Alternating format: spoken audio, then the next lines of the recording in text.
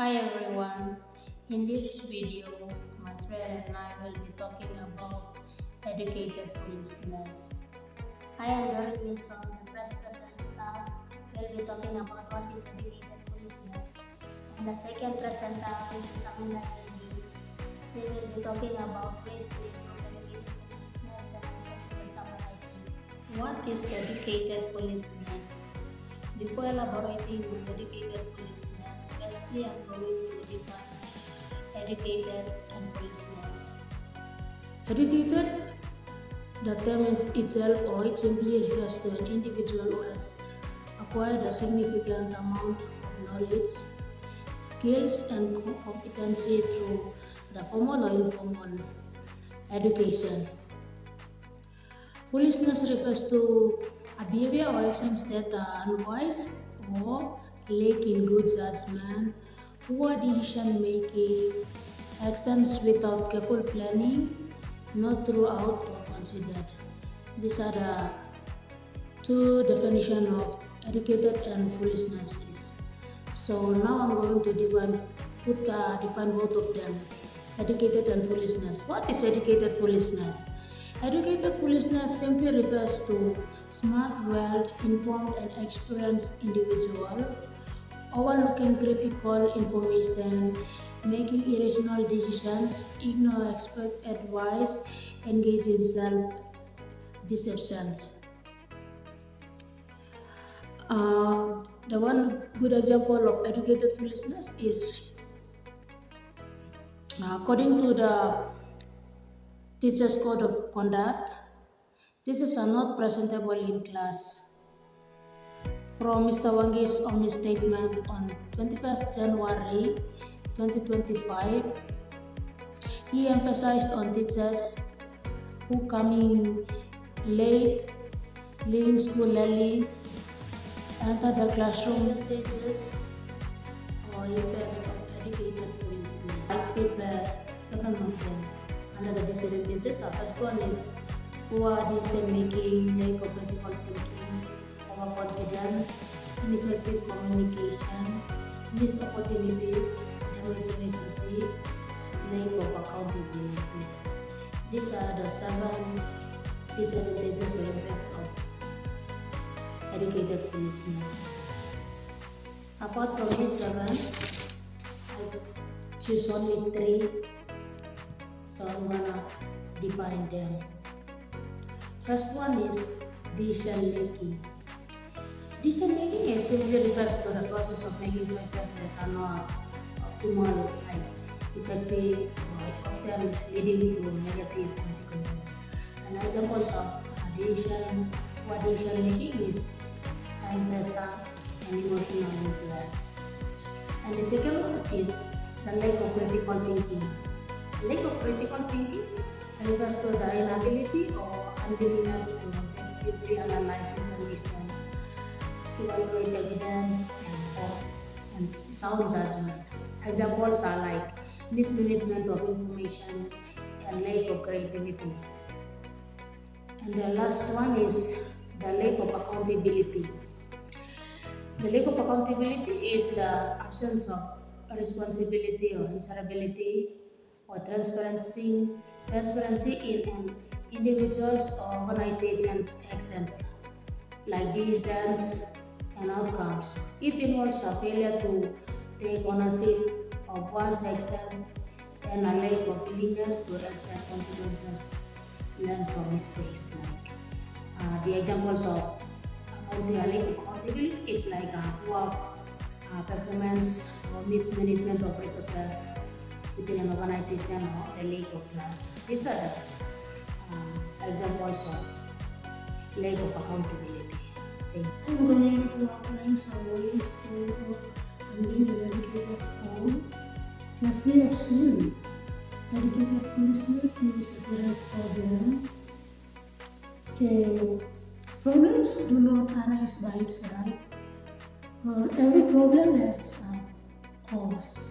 Okay, cause or the factors contribute to. Okay, in order to solve that problem or issue, the cause or the contributing factors of the problem needs to be identified first. identifying the factors, the next step is to identify the possible ways or some workable solutions that will solve the issue or the problem. Okay, in order to solve this problem, the problem of educated listeners,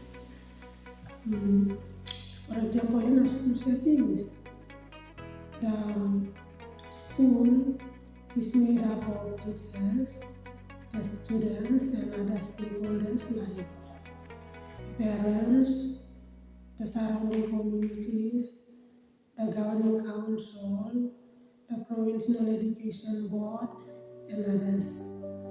Okay, as a teacher in a school, the teachers have responsibilities in which they are committed to. According to PNGTA Code of Ethics 2004, there are 7 responsibilities of teachers. Actually, there are 6 responsibilities of teachers, and the number 7 one, it is what the teachers earn by playing their responsibility. Okay, these 7 responsibilities are: number 1 is commitment to their students. Okay, teachers have the responsibility to be committed to their students, to ensure that the students cover every unit as set by the NEC National Education Calendar. The number 2 responsibilities of the teacher is a commitment to their profession. Okay. The teachers are responsible to be committed to their profession. They have to make sure that they meet the standard of being a professional teacher. That's because the teachers are the ambassadors to the teaching profession. So they have the responsibility to their profession to meet the standards of being a professional teacher. Okay, number 3 is commitment to their colleagues. They have the responsibility to be committed to their colleagues, to share the duties in the school. Yeah. Number 5 responsibility is commitment to their management agency or the employer.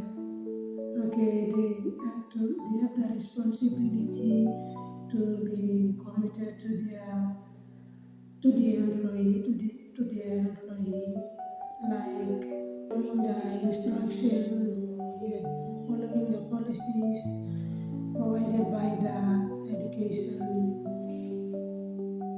National Education Commission. Yeah.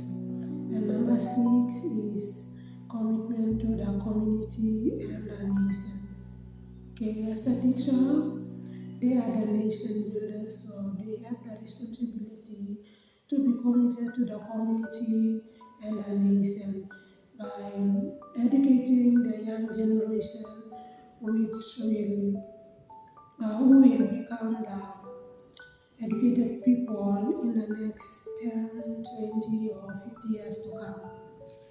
Yeah, that's number 6. Okay, number 7, as I've said, number 7 is what they have by playing their responsibilities. And number 7 is commitment by the community to the teachers in their teaching profession. It is like the local communities pay respect to the teachers when teachers are well organized and they are being presentable in the class, when they are doing everything right in the school to ensure that the students in the school are learning well, they are what educated foolishness is. Educated foolishness simply means being educated enough but failing to do the right thing. Okay, the disadvantages, the impacts of educated foolishness are poor decision making, lack of critical thinking, overconfidence, missed opportunities, and damaged relationship, lack of accountability. Okay, these are the 7 impacts of educated foolishness and ways to improve it. It's simply like setting up the organization need to have some strategies or policies to guide everyone in the organization or the educated person or professional person himself or herself needs to ensure that he or she meets the standards of being professional. Okay, yeah, this brings us to the end of our presentation.